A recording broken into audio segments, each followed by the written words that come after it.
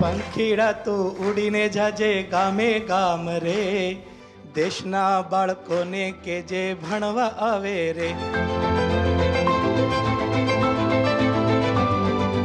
राष्ट्रीय शिक्षा नीति 2020 आर्टिफिशियल इंटेलिजेंस और मशीन लर्निंग के जरिए बच्चों को पढ़ाने के लिए बढ़ावा देती है.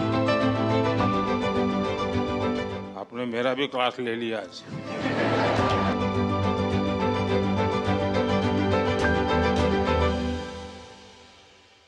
ओम विश्वानि देवा सवितरे दुरितानि परासुवा यद्भद्रं तन्नयासुव.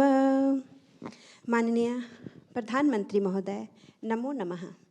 अहम आशा रानी, +2 उच्च विद्यालय चंदन क्यारी, बोकारो, झारखंडतः अद्य भवता सान्निध्य प्राप्त अति गौरवम अनुभवामि. महोदय, एक संस्कृत शिक्षिका होने के नाते मेरा यह सपना था कि मैं बच्चों को भारत की उस संस्कृति से अवगत कराऊं जो हमारे उन समस्त संस्कारों का बोध कराती है जिनके माध्यम से हम अपने मूल्यों, जीवन आदर्शों का निर्धारण करते हैं. इसी उद्देश्य को ध्यान में रखकर मैंने बच्चों की रुचि संस्कृत में उत्पन्न कर इसे नैतिक शिक्षा का आधार बनाया और विभिन्न श्लोकों के माध्यम से बच्चों को जीवन मूल्यों को सिखाने का प्रयास किया. आपने कभी सोचा कि जब आप संस्कृत भाषा के प्रति उनको आकर्षित करते हैं, उसके द्वारा उसको एक ज्ञान के भंडार की तरफ ले जाता है जो हमारे देश में पड़ा हुआ है, क्या कभी इन बच्चों को वैदिक मैथमेटिक्स क्या है, जो एक संस्कृत के टीचर के नाते, या कभी आपके टीचर्स के कमरे में, टीचर्स के बीच में वैदिक मैथमेटिक्स क्या है, कभी चर्चा हुई होगी? नहीं महोदय, नहीं हुई. इसके बारे में मैं आप कभी कोशिश कीजिए, ताकि क्या होगा, अगर आप सबको भी काम आ सकता है. ऑनलाइन वैदिक मैथमेटिक्स के क्लासेस भी चलते हैं. यूके में तो ऑलरेडी कुछ जगह पे सिलेबस में है वैदिक मैथमेटिक्स. जिन बच्चों को मैथ्स में रुचि नहीं होती है, वो अगर ये थोड़ा सा भी देखेंगे, उनको लगा ये तो मैजिक है, एकदम से उसको मन कर जाता है सीखने का. तो वो संस्कृत से हमारे देश के जितने भी विषय हैं उनसे, उनमें से कुछ तो भी परिचित करवाना, वैसा कभी आप कोशिश करें तो. मैं ये बहुत अच्छी आपने बताया महोदय, मैं जाकर बताऊंगी. चलिए, बहुत शुभकामनाएं आपको. धन्यवाद महोदय. माननीय प्रधानमंत्री जी, सादर प्रणाम. मैं कोल्हापुर से हूँ, महाराष्ट्र से. कोल्हापुर वही जिला राजर्षि शाहू की गला आपका यहाँ आकर के खराब हुआ कि वैसे ही है? नहीं सर, आवाज़ ही ऐसी है. अच्छा, आवाज़ ही ऐसी जी है. तो कोल्हापुर से हूँ, महाराष्ट्र से. समोलोया स्कूल में कला शिक्षक हूँ. कोल्हापुर वही है राजर्षि शाहू की जन्मभूमि. यानी कला में क्या? कला में मैं चित्र, नृत्य, नाट्य, संगीत, गीत, वादन, शिल्प सभी वो तो सिखाता दिखता है. जी. हाँ. तो मैं प्रायतः ऐसा होता है कि बॉलीवुड या हिंदी फिल्मों के वर्जन सभी तरफ चलते आते हैं. तो मेरे स्कूल में मैं जब से वहाँ पे हूँ 23 साल से, मैंने जो अपनी भारतीय संस्कृति है और लोक नृत्य और जो हमारी शास्त्रीय नृत्य है उसके आधार पर ही रचना की है. मैंने शिवतांडव स्तोत्र किया है और वो भी बड़ी तादाद में मैं करता हूँ, 300, 300, 200 लड़कों को लेके, जिसके विश्व विक्रम भी हुए हैं. छत्रपति शिवाजी महाराज की जीवनी पर भी मैंने किया है, वो भी विश्व विक्रम में दर्ज हुआ था. और मैं शिवतांडव किया है, मैंने माँ देवी का हनुमान चालीसा किया है, देवी के रूप का दर्शन किया है. तो इस तरीके से मैं अपने नृत्य की वजह से. आप तो करते होंगे? मैं खुद भी करता हूँ और मेरे बच्चे भी करते होंगे आप. हाँ. लेकिन जिन स्टूडेंट्स के लिए आपकी जिंदगी है, हाँ, उनके लिए क्या करते हैं? वही सब करते हैं सर. वो क्या करते हैं? 300-400 बच्चे एक नृत्याविष्कार में काम करते हैं. और सिर्फ मेरे स्कूल के ही बच्चे नहीं, मेरे आजू बाजू में थोड़ा स्लम एरिया है, कुछ सेक्स वर्कर के बच्चे हैं, कुछ व्हील चेयर वाले बच्चे हैं, उनको भी मैं एज अ गेस्ट आर्टिस्ट के तौर पे लेता हूँ. लेकिन उन बच्चों को तो आज सिनेमा वाले गीत पसंद आते होंगे. जी सर, लेकिन मैं उनको बताता हूँ कि लोक नृत्य में क्या जान है, और मेरा सौभाग्य है कि बच्चे मेरी इस बात सुनते हैं. जी, 10 साल से मैं सर कर रहा हूँ. टीचर की नहीं सुनेगा तो बच्चा जाएगा कहाँ? जी सर. कितने साल से आप कर रहे हैं? मैं टोटली मेरे 30 साल हो गए सर। बच्चों को जब पढ़ाते हैं और नृत्य के माध्यम से कला तो सिखाते ही होंगे, लेकिन उसमें कोई मैसेजिंग देते हो आप, वो क्या देते हैं? जी, सामाजिक मैसेज पर भी मैं बनाता हूँ। जैसे कि मैं ड्रंक एंड ड्राइव जो होता है उसके लिए मैं नृत्य नाट्य बिठाया था, कि जिसको मैंने प्रदर्शन पूरे शहर में करवाया था एज अ पथनाट्य के स्वरूप में। जैसे ही मैंने दूसरी बार बताया कि स्पर्श नाम की एक शॉर्ट फिल्म बनवाई थी, जिसकी पूरी टेक्निकल टीम मेरी स्टूडेंट्स थे। तो ये 2 दिन से 3 दिन से आप लोग सब जगह पे आपको जाना होता होगा, थक गए होंगे आप लोग, कभी इसके घर कभी उसके घर कभी उसके घर, ऐसे ही चलता होगा।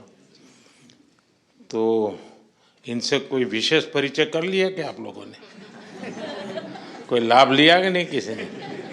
जी है सर, बहुत सारे लोग ऐसे मोस्टली जो इससे हायर से है, वो लोगों ने बोला था कि सर अगर हम आपको बुलाएंगे तो आप हमारे कॉलेज आएंगे। अच्छा, मतलब आपने आगे का तय कर लिया।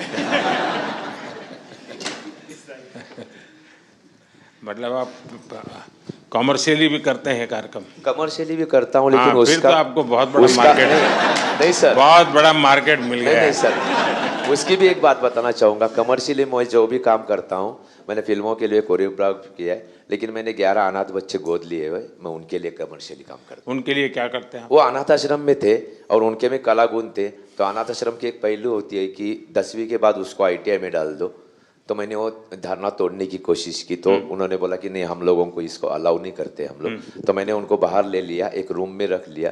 जैसे जैसे बच्चे बड़े होते गए वहाँ पे आ गए, उनकी शिक्षा की। उसमें से 2 कला शिक्षक करके काम कर रहे हैं, 2 लोग हैं वो नृत्य शिक्षक करके गवर्नमेंट स्कूल में लग गए, मतलब CBSE। तो जो ये बढ़िया आप काम करते हैं, ये आखिर में बताते हैं, ऐसे कैसे हो? ये बहुत बड़ा काम है कि आपके मन में उन बच्चों के प्रति संवेदना जगना, और किसी ने छोड़ दिया, मैं नहीं छोड़ूंगा, और आपने उनको गोद लिया।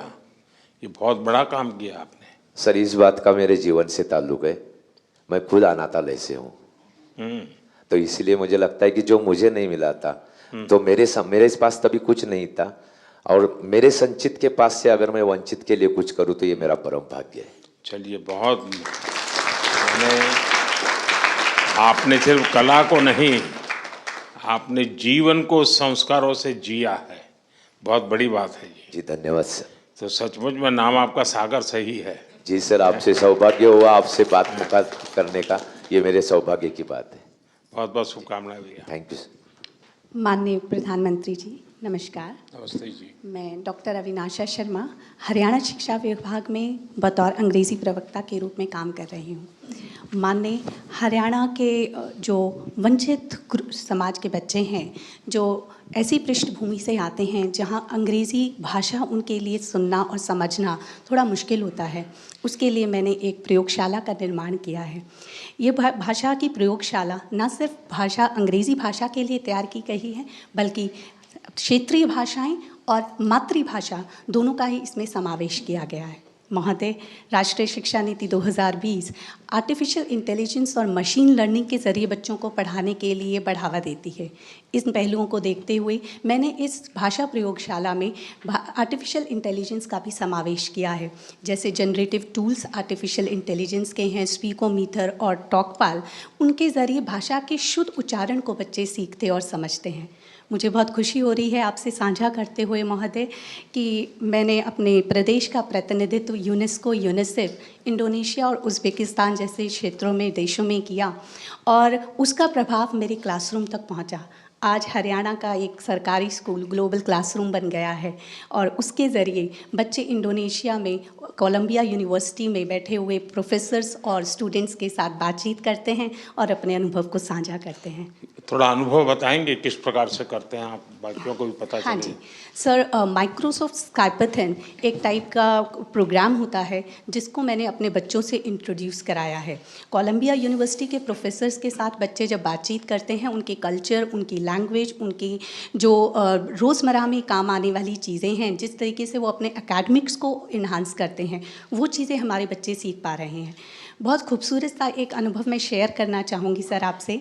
मैं जब उज़्बेकिस्तान गई तो वहाँ से जो अनुभव मैंने अपने बच्चों से शेयर किया तो उनको ये समझ में आया कि जिस तरीके से अंग्रेज़ी उनकी अकादमिक भाषा है, ठीक उसी तरीके से उज़्बेकिस्तान के लोग अपनी मातृभाषा उज़्बेक में बात करते हैं, रशियन उनकी ऑफिशियल लैंग्वेज है, राष्ट्रभाषा है, और अंग्रेज़ी उनकी अकादमिक भाषा है। तो वो अपने आप को इस विश्व से जुड़ा हुआ महसूस करते हैं। अंग्रेज़ी उनके लिए सिर्फ एक पाठ्यक्रम का हिस्सा नहीं रह गई है, उनको ये रुचि बढ़ने लग गई है इस भाषा में, क्योंकि अब ये नहीं है कि विदेशों में ही अंग्रेज़ी बोली जाती है और ये उनके लिए बहुत सहज है। ये उनके लिए उतनी ही चैलेंजिंग है, चुनौतीपूर्ण है, जितनी हमारे भारतीय बच्चों के लिए हो सकती है। नहीं, आप बच्चों को दुनिया दिखा रही हैं, अच्छी बात है, हाँ जी, लेकिन देश भी दिखा रही हैं क्या? बिल्कुल सर। जब मैं तो हमारे देश की कुछ चीज़ें जिससे उनको अंग्रेजी सीखने का, जानने का, समझने का मन कर जाए, ऐसा कुछ? सर, मैंने इस भाषा प्रयोगशाला में भाषा कौशल विकास पर काम किया है। तो अंग्रेज़ी भाषा तो एक पाठ्यक्रम की भाषा रही है, बट भाषा सीखी कैसी जाती है, क्योंकि अब मेरे पास जो बच्चे आ रहे हैं वो हरियाणवी परिवेश के हैं। अगर मैं रोहतक में बैठे हुए बच्चे से बात करूं, वो नूंह में बैठे हुए बच्चे से बिल्कुल डिफरेंट भाषा में बात करता है। तो अच्छा, हम जैसे घर में हमारे पास टेलीफोन पुराने ज़माने में वो जो रहता था, हाँ जी, डिब्बा, वो फ़ोन है, और हमारे घर में कोई ऐसे गरीब परिवार की कोई महिला घर काम के लिए अपने यहाँ आती जाती है, हाँ जी, इतने में घंटी बजी और वो टेलीफोन उठाती है, उठाते बोलती हेलो। वो कैसे सीखी वो? यही भाषा का कौशल विकास सर बताया। भाषा सुनने पर और उसका प्रयोग करने पर आती है। और इसलिए सचमुच में लैंग्वेज बोलचाल से बहुत जल्दी सीखी जा सकती है। बिल्कुल सर। मुझे याद है, मैं जब गुजरात में था तो नडियाद में मेरे यहाँ एक महाराष्ट्र का परिवार नौकरी के लिए, वो प्रोफेसर थे, नौकरी के लिए आए। उनके साथ उनकी वृद्ध माताजी थी। अब ये महाशय पूरा दिन भर स्कूल कॉलेज में रहते थे, लेकिन लैंग्वेज में जीरो रहे वो 6 महीने के बाद भी। और उनकी माताजी कुछ पढ़ी लिखी नहीं थी, लेकिन वो धनाधन गुजराती बोलना शुरू कर दिया। तो मैं एक बार उनके यहाँ भोजन के लिए गया, मैंने पूछा ये नहीं, बोले हमारे घर में जो काम वाली है ना, उसको और कुछ आता नहीं, तो बोले मुझे सीख गया। बिल्कुल सर। बोलचाल से सीखा जाता है। बिल्कुल सर। और मुझे बराबर याद है, मैं जब छोटा था तो मेरे स्कूल में जो टीचर थे थोड़े स्ट्रिक्ट भी थे, हाँ जी, और हमें स्ट्रिक्टनेस थोड़ी तकलीफ करती थी। लेकिन उन्होंने, राजा जी ने जो रामायण महाभारत लिखी है, तो उसमें से रामायण की जो बहुत परिचित वार्ता तो सबको परिचित होती है, तो बड़ा आग्रह करते थे कि राजा जी ने जो रामायण लिखी है उसको थोड़ा धीरे धीरे पढ़ना शुरू करो। कथा पता था, भाषा पता नहीं थी, लेकिन बहुत जल्दी कोरिलेट करते थे। 1-2 शब्द समझ गए तो भी लगता था हाँ, ये कहीं सीता माता की कोई चर्चा कर रहे हैं। बिल्कुल सर। चलिए, बहुत बढ़िया। Thank you sir, thank you. हर हर महादेव। सर हर हर महादेव। काशी वालों को हर हर महादेव से दिन शुरू होता है। हाँ। सर मैं आज आपसे मिलके बहुत खुश हूँ सर। सर मैं कृषि विज्ञान संस्थान में पौधे की रोगों के ऊपर मेरा विशेष शोध है, और उसमें मेरा एक सबसे बड़ा प्रयास ये है कि जो हम लोग सस्टेनेबल एग्रीकल्चर की बात करते हैं, वो ज़मीनी स्तर पे अभी वो उतरे नहीं हैं पूरा चीज़। मेरा इसलिए प्रयास ये है कि हम किसानों को ऐसे टेक्निक को हाथ पकड़ाए जो आसान हो और उसकी अभूतपूर्व परिणाम खेतों में दिखे। और मुझे लगता है इस प्रयास में हमको बच्चों, स्टूडेंट्स मेरा और महिलाओं की भागीदारी अहम है, और इसीलिए मेरा प्रयास ये है कि मैं स्टूडेंट्स के साथ गांव में जाता हूं और किसानों के साथ मैं महिलाओं को भी आगे बढ़ने के लिए प्रयास कराता हूं, ताकि ये छोटी छोटी जो टेक्निक्स हम लोग डेवलप किए हैं उससे सस्टेनेबिलिटी की तरह हम लोग कदम बढ़ा सकते हैं, और इससे किसानों को फ़ायदा भी हो रहा है। कुछ बता सकते हैं क्या किया है? सर हम लोगों ने बीज शोधन की टेक्निक को परफेक्ट किया है। हमने कुछ लोकल माइक्रोब्स को आइडेंटिफाई किए हैं। उससे जब हम बीज को शोधन करते हैं तो जब रूट्स आते हैं सर, वो पहले से ही वही विकसित रूट जड़ बनते हैं और उससे वो पौधा बहुत स्वस्थ बनते हैं। और उस पौधे में सर की बीमारियां कम लगती है क्योंकि जड़ इतने मजबूत हो जाते हैं, पौधे को वो एक अंदर से एक ताकत देते हैं कीट और बीमारियों से लड़ने के लिए। तो ये परिणाम लैब में करने वाला काम बता रहे हैं जी। लैंड पर कैसे करते हैं? लैब टू लैंड, जब आप कह रहे हैं आप खुद जा रहे हैं किसानों के पास, जी सर, वो कैसे इसको करते हैं और वो कैसे शुरू करते हैं? सर हम लोगों ने एक पाउडर फॉर्मुलेशन बनाए हैं और इस पाउडर फॉर्मुलेशन को हम किसानों को देते हैं और उनके हाथों बीज को शोधन करवाते हैं। और ये हम प्रयास कई सालों से निरंतर कर रहे हैं और वाराणसी के आसपास के 12 गांव में हम लोग अभी इस कार्य को किए हैं। और महिलाओं की अगर संख्या की बात कहें तो 3000 से अधिक महिलाएं अभी इस नहीं टेक्निक तो को ये जो इस्तेमाल लोग कर रही हैं। किसान हैं वो किसी और किसान को भी तैयार कर सकते हैं? बिल्कुल सर, क्योंकि जब वो पाउडर लेने के लिए एक किसान आते हैं, वो और 4 किसानों के लिए साथ में लेके जाते हैं। और इसका क्योंकि देखा देखी किसान बहुत सीखते हैं और मुझे ये बात की खुशी है कि हमारे जो हम जितने को सिखाए हैं उनसे और कई गुना लोगों ने अपनाए हैं इसको।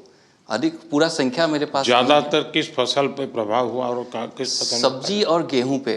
सब्जी और गेहूं। जी सर। ये जो प्राकृतिक खेती, इस पर हमारा बल है। जी सर। और जो लोग धरती माँ को बचाना चाहते हैं जी वे सब चिंतित हैं जिस प्रकार से हम इस धरती माँ की सेहत के साथ अत्याचार कर रहे हैं। उस माँ को बचाना बहुत जरूरी हो गया है जी सर। और उसके लिए प्राकृतिक खेती एक अच्छा उपाय दिखता है।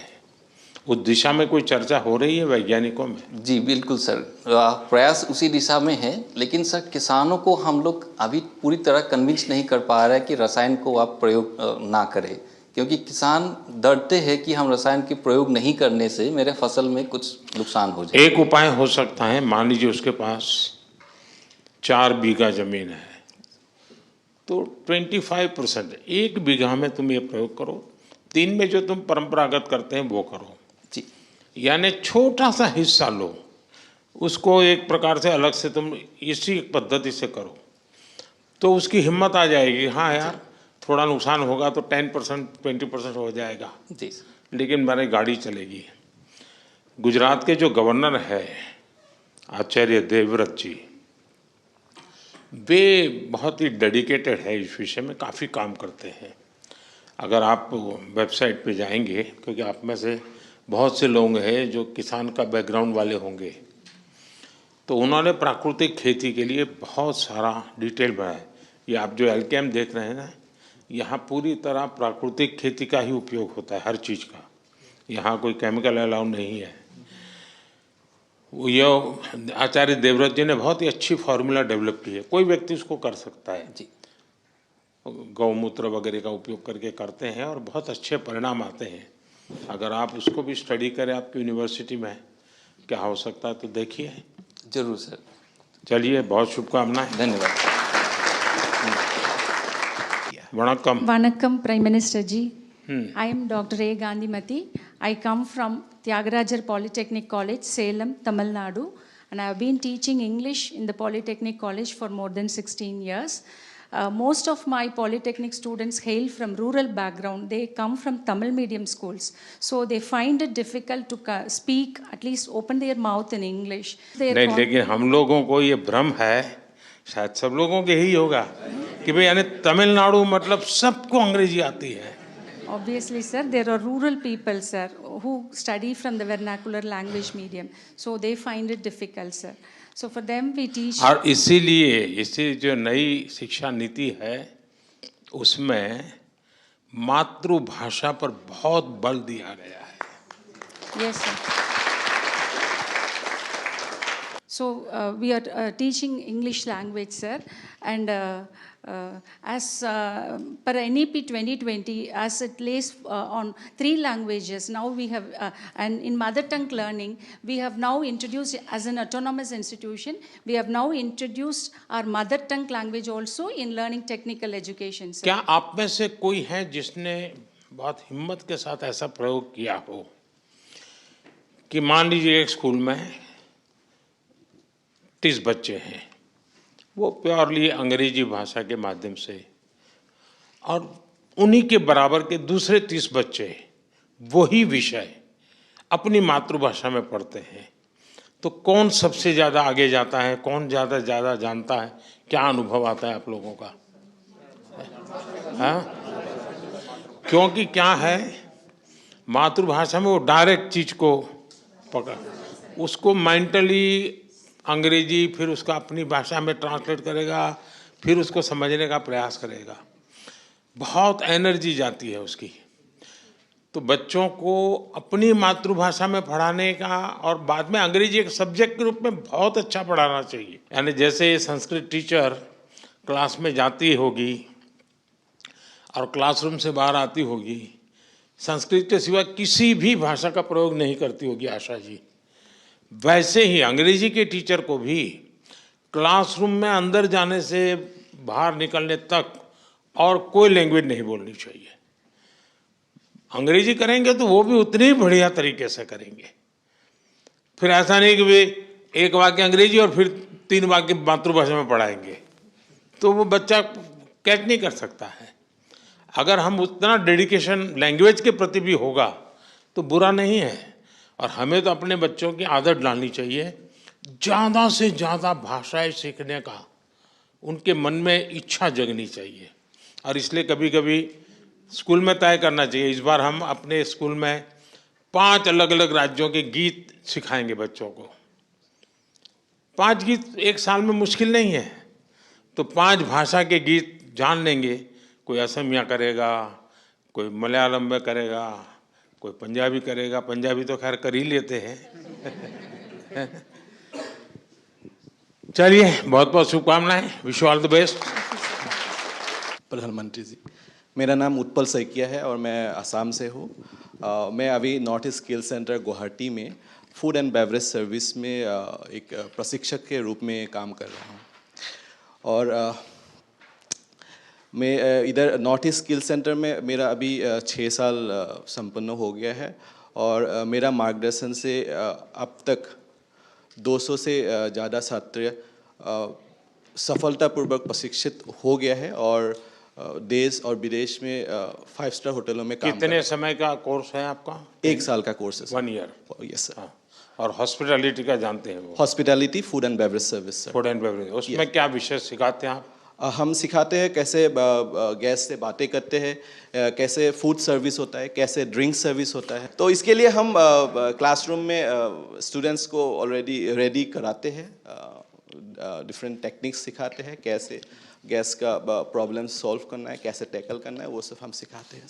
जैसे कुछ उदाहरण बताइए। इन लोगों को काम है कि इनको घरों में बच्चे को ये नहीं खाऊंगा, ये खाऊंगा, ये नहीं खाऊंगा, ऐसा करते हो, तो आप अपनी टेक्निक सिखाइए इनको। नहीं, बच्चों के लिए अभी तो मेरे पास कुछ टेक्निक है नहीं, लेकिन जो गेस्ट आते हैं हम लोग, जो हमारे पास होटल्स में आते हैं, तो उन लोग को कैसे टैकल करना है, मतलब पोलाइटली, हम्बली उन लोग को बातें सुन के।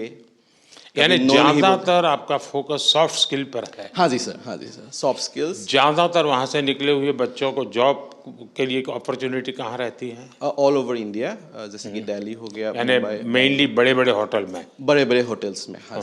हमारा मतलब 100% प्लेसमेंट गारंटेड है। हमारा प्लेसमेंट टीम है, वो लोग देखते हैं। तो वैसे आप गुवाहाटी में हैं?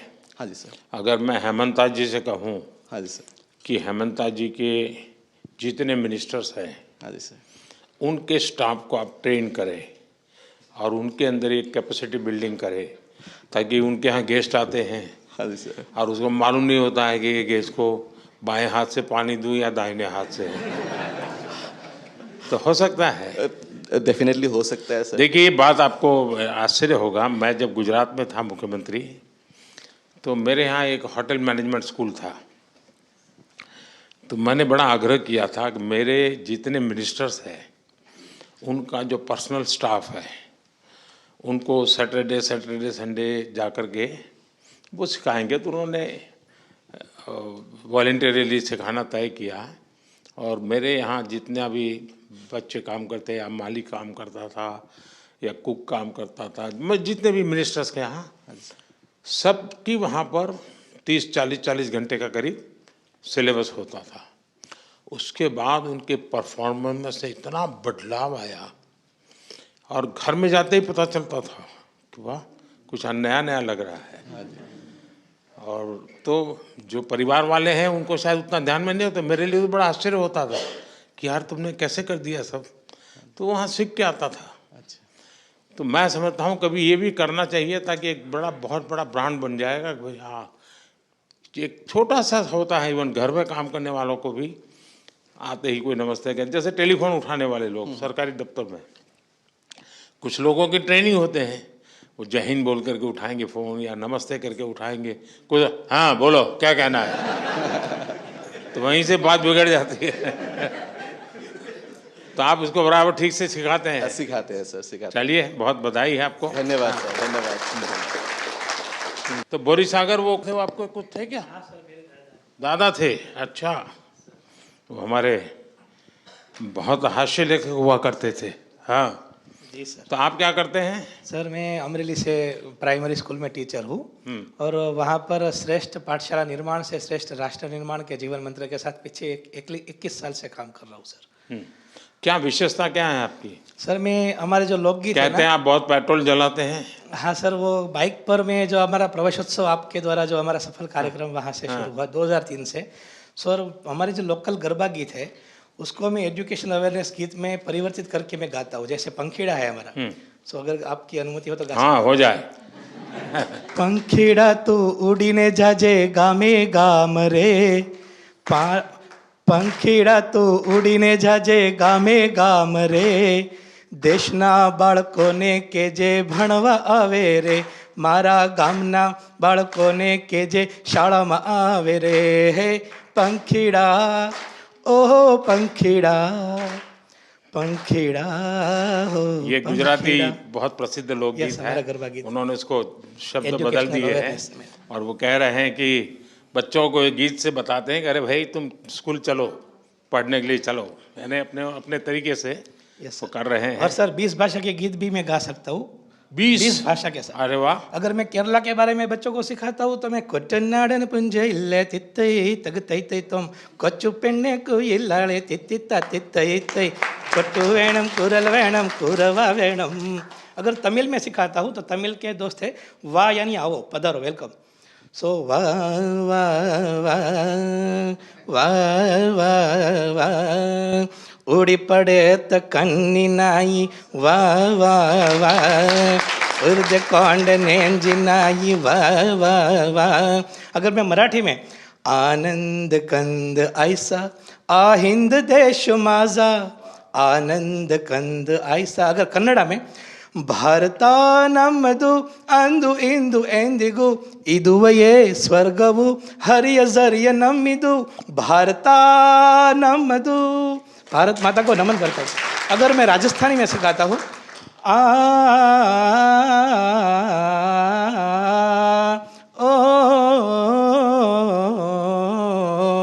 ओ कुण बीजे बाजरो ये बदहरी, ओ कुण बीजे मोड़ में वा मिसहरी।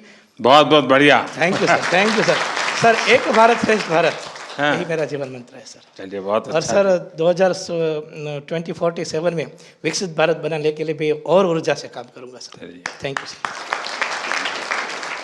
उनकी सरनेम जब मैंने देखी तो उनके दादा से मैं परिचित था, तो मुझे याद आया आज। और उनके दादा बहुत ही अच्छे हास्य लेखक हुआ करते थे मेरे राज्य में, बड़ी पहचान थी उनकी। लेकिन मुझे मालूम नहीं था कि आपने उस विरासत को संभाला होगा, मुझे बहुत अच्छा लगा। साथियों मेरी तरफ से कुछ खास आप लोगों को संदेश तो नहीं है, पर मैं जरूर कहूँगा कि ये सिलेक्शन होना ये एक बहुत बड़ी पूंजी होती है, लंबी प्रोसेस से निकलता है। पहले क्या होता था मैं इसकी चर्चा नहीं करता हूँ, लेकिन आज कोशिश है कि देश में ऐसे होनहार लोग हैं जो कुछ वो नया कर रहे हैं। इसका मतलब ये नहीं कि हमसे कोई ज़्यादा अच्छे टीचर नहीं होंगे, किसी और विषय में अच्छा नहीं करते होंगे, ऐसा नहीं हो सकता है। ये तो देश है, बहुरत्ना वसुंधरा हैं, कोटि कोटि टीचर्स ऐसे होंगे जो बहुत उत्तम काम करते होंगे, लेकिन हम लोगों की तरफ ध्यान गया होगा, हमारी कोई एक विशेषता होगी जो देश की में खास करके नई शिक्षा नीति के लिए आप लोगों के जो प्रयास हैं वो काम आ सकते हैं। देखिए, हमारी शिक्षा व्यवस्था में जैसे भारत में एक विषय हमारी आर्थिक व्यवस्था को बहुत बड़ी ताकत दे सकता है, और भारत ने ये मौका गंवा दिया है। हमने फिर से एक बार उसको प्राप्त करना है, और वो हमारे स्कूलों से शुरू हो सकता है, और वो है टूरिज्म। अब आप कहेंगे हम बच्चों को पढ़ाएं या टूरिज्म करें? मैं नहीं कह रहा हूँ आप टूरिज्म करें, लेकिन अगर स्कूल के अंदर टूर तो जाती ही होगी, लेकिन ज़्यादातर टूर कहाँ जाती हैं? जहाँ टीचर ने जो देखा नहीं है वहाँ टूर जाती है। स्टूडेंट को क्या देखना चाहिए वहाँ टूर नहीं जाती है। अगर स्टूडेंट का टीचर का उदयपुर रह गया तो फिर कार्यक्रम बनाएंगे कि स्कूल इस बार उदयपुर जाएगी, और फिर सबसे जो भी पैसे लेने होते हैं, जो टिकट का खर्चा होता है, सब कलेक्ट करते हैं, फिर जाते हैं। लेकिन मेल तो जैसे माँ कहती है ना, बच्चे को आइसक्रीम खाना है। तो हम लोग कभी सोच करके जैसे टाइम टेबल बनाते हैं, साल भर का आप लोग पूरा काम तय कर लेते हैं किसको करना कैसे, क्या उसमें हम अभी से कि भाई 24-25 में 8 या 9 कक्षा के विद्यार्थियों के लिए डेस्टिनेशन ये होगा, 9 और 10 के लिए ये होगा, न जो भी तय करें आप।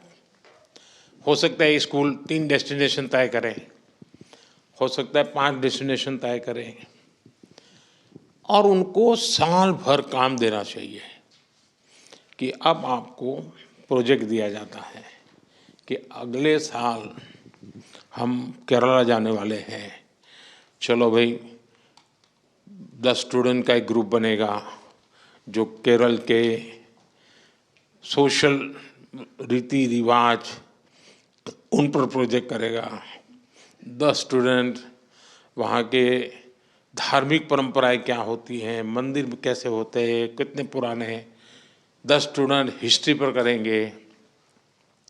साल भर 1-1, 2-2 घंटा इस पर डिबेट होती रहे, केरल केरल केरल केरल केरल चलता रहे, और फिर केरल के लिए निकल पड़े। आपके बच्चे जब जाएंगे केरला तो वो एक प्रकार से पूरे केरल को आत्मसात करके वापस आएंगे। उनको रहेगा, अरे वो मैंने पढ़ा था ना, अच्छा ये वो है, वो कोरिलेट करेगा। अब आप सोचिए कि मान लीजिए गोवा ने तय किया कि इस बार हम नॉर्थ ईस्ट जाएंगे, और मान लीजिए सब स्कूल मिला करके 1000-2000 बच्चे नॉर्थ ईस्ट जाते हैं, तो उनको तो नॉर्थ ईस्ट देखने को मिलेगा, लेकिन नॉर्थ ईस्ट के टूरिज्म को फ़ायदा होगा कि नहीं होगा?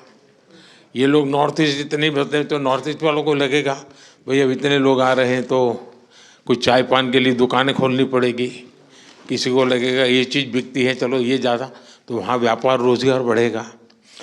भारत इतना बड़ा देश है, हम शिक्षा के साथ, और इस बार आप अपने स्टूडेंट्स को बताइए, अभी ऑनलाइन एक कंपटीशन चल रहा है और आपके स्कूल के सब बच्चों ने उसमें हिस्सा लेना चाहिए, लेकिन ऐसे ही टिक मार्क नहीं करना चाहिए, थोड़ा स्टडी करके करना चाहिए। और अभी कंपटीशन चल रहा है, देखो अपना देश, ऑनलाइन रैंकिंग चल रहा है, लोग वोट कर रहे हैं, और उसमें हमारी कोशिश है कि उस राज्य के लोग वोट करके तय कर हमारे राज्य में ये नंबर 1 पर चीज़ है जो देखने जैसी है, जाने जैसी है। एक बार वोटिंग से जो सिलेक्ट होंगे तो सरकार कुछ बजट लगाएगी, वहाँ इंफ्रास्ट्रक्चर तैयार करेगी और उनको फिर डेवलप करेगी। लेकिन ये टूरिज्म कैसे डेवलप होता है? मुद्दा ये होता है कि पहला मुर्गी की पहले अंडा, कुछ लोगों को कहना है भाई टूरिस्ट नहीं है इसलिए डेवलप नहीं होता है, कुछ लोग कहते हैं कि टूरिस्ट आएंगे तो डेवलप होगा। और इसलिए हम स्टूडेंट से शुरू कर सकते हैं, ऐसे डेस्टिनेशन योजनाबद्ध तरीके से वहाँ जाए, रात्रि को वहाँ मुकाम करें, तो उस स्थान के लोगों को लगेगा कि भाई अब रोजगार की संभावनाएं बनेगी, तो होम स्टे बनने लग जाएंगे, ऑटो रिक्शा वाले आ जाएंगे। यानी अगर हम सिर्फ स्कूल में बैठे बैठे तय करें तो इस देश में 100 टॉप डेस्टिनेशन टूरिज्म के हम 2 साल के अंदर तैयार कर सकते हैं। एक टीचर कितना बड़ा रिवॉल्यूशन ला सकता है, इसका ये उदाहरण है। यानी आप अपनी रोजमर्रा की जिंदगी में स्कूल के रेगुलर काम में करते ही हैं, आपके यहाँ से टूर जाते ही जाते हैं, लेकिन अध्ययन नहीं होता है। जहां जाना है उसका साल भर अध्ययन होगा तो वो शिक्षा का काम हो गया। जाकर के उस जगह पे जाते हैं तो वहां पर इकोनॉमी को लाभ हो सकता है। उसी प्रकार से मेरा आपसे आग्रह है कि आपके नज़दीक में जहां भी यूनिवर्सिटी हो, कभी न कभी आपके 8वीं 9वीं कक्षा के बच्चों का उस यूनिवर्सिटी में टूर कराना चाहिए। यूनिवर्सिटी से बात करनी चाहिए भाई हमारे 8वीं कक्षा के बच्चे आज यूनिवर्सिटी देखने आएंगे। मेरा एक नियम था जब मैं गुजरात में था, तो कहीं पर यूनिवर्सिटी में अगर कॉन्वोकेशन में बुलाते थे तो मैं उनसे कहता था भाई मैं आऊँगा ज़रूर, लेकिन मेरे 50 गेस्ट साथ आएंगे। तो यूनिवर्सिटी को बड़ा रहता नहीं कौन 50 गेस्ट आएंगे, और जब पॉलिटिशियन कहता है तो उनको लगता है उनके चले चपाटे आने वाले होंगे। फिर मैं कहता था कि यूनिवर्सिटी के 5-7 किलोमीटर रेडियस में कोई सरकारी स्कूल हो जहाँ गरीब बच्चे पढ़ते हो, झुग्गी झोपड़ी के, ऐसे 50 बच्चे मेरे गेस्ट होंगे और उनको आपको फर्स्ट रो में बिठाना पड़ेगा।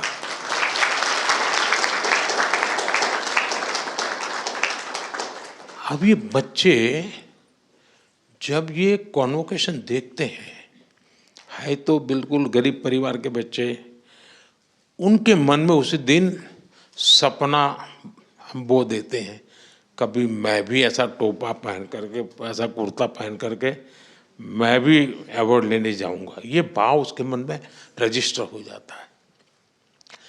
आप भी अगर अपने स्कूल के ऐसे बच्चों को ऐसी यूनिवर्सिटी देखने के लिए ले जाए, यूनिवर्सिटी से बात करेंगे, साहब आपके यहाँ इतने बड़े बड़ी बातें होती हैं, हम देखना चाहते हैं। वैसे ही स्पोर्ट्स के इवेंट होते हैं। कभी कभी हम क्या करते हैं, जैसे ब्लॉक लेवल का स्पोर्ट्स कंपटीशन है तो कौन करेगा, वो पीटी टीचर जाने, वो खेलने वाला बच्चा जाने जाएगा। सचमुच में पूरी स्कूल को स्पोर्ट देखने के लिए जाना चाहिए। भले कबड्डी चल रही है, किनारे बैठेंगे ताली बजाएंगे, कभी कभी देखते देखते ही उसमें से खिलाड़ी बनने का मन किसी को जग जाता है। खिलाड़ी को भी लगता है यार मैं कोई इकलौता अपने पागलपन के कारण खिलाड़ी नहीं बना हूँ, मैं खेल खेल रहा हूँ, मतलब मैं एक समाज का एक अच्छा प्रतिनिधित्व कर रहा हूँ। उसके अंदर एक भाव जगता है। एक टीचर के नाते मैं ऐसी चीज़ों को इनोवेट करता रहूं और कोई एक्स्ट्रा प्रयत्न के बिना जो है उसको +1 करना है बस। ये अगर हम कर सकते हैं तो आप देखिए स्कूल का भी नाम बन जाएगा, जो टीचर इसमें काम करते हैं उनके प्रति भी देखने का एक भाव बदल जाएगा। दूसरा, आप लोग कोई ज़्यादा संख्या है नहीं, लेकिन आप में से सबको पता नहीं होगा कि बाकियों को किस कारण से ये अवार्ड मिला है, पता नहीं होगा। आपको लगता होगा मुझे मिला, उसको भी मिला होगा, मैं ये करता हूँ मुझे मिल गया, वो भी कुछ करता होगा मिल गया।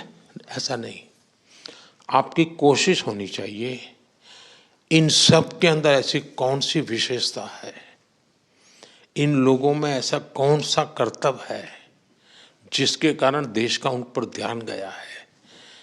मैं उसमें से 2 चीजें सीख करके जा सकता हूं क्या?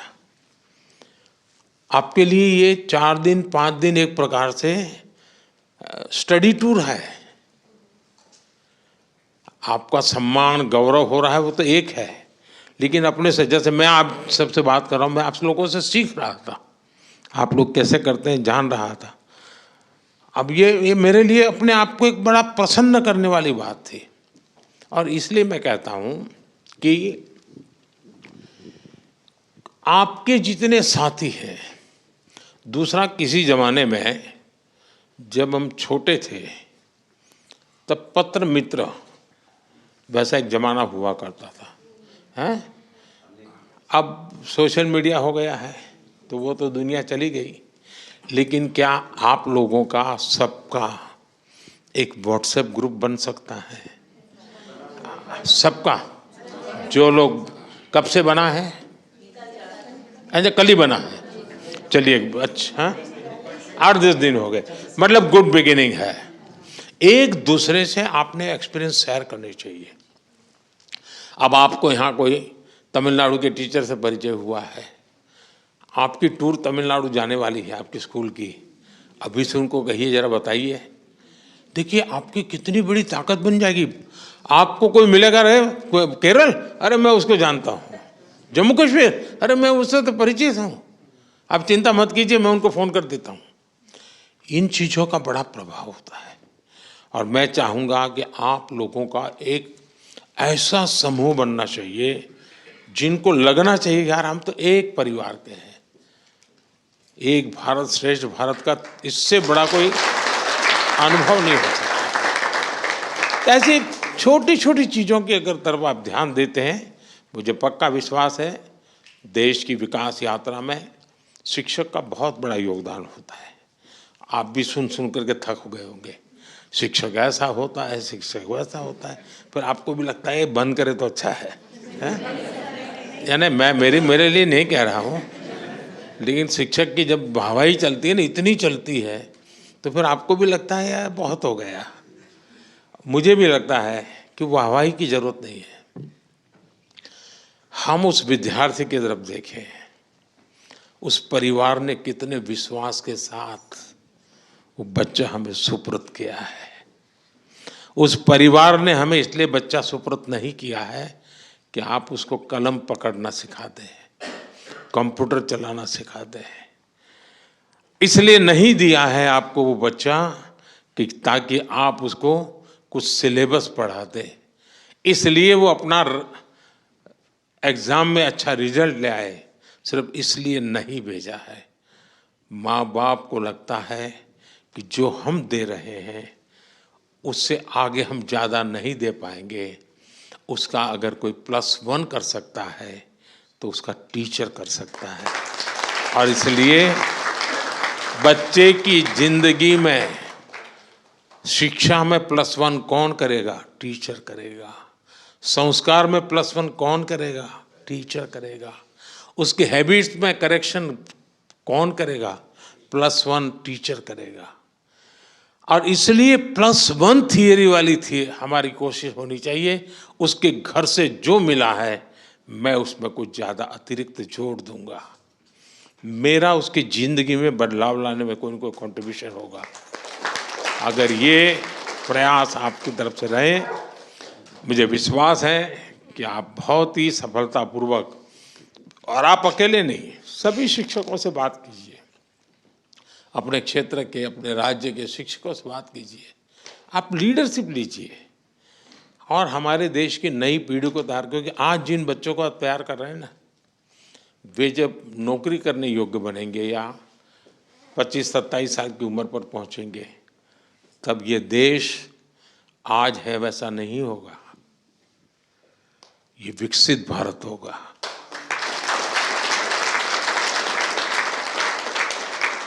आप उस विकसित भारत में रिटायरमेंट का पेंशन लेते होंगे,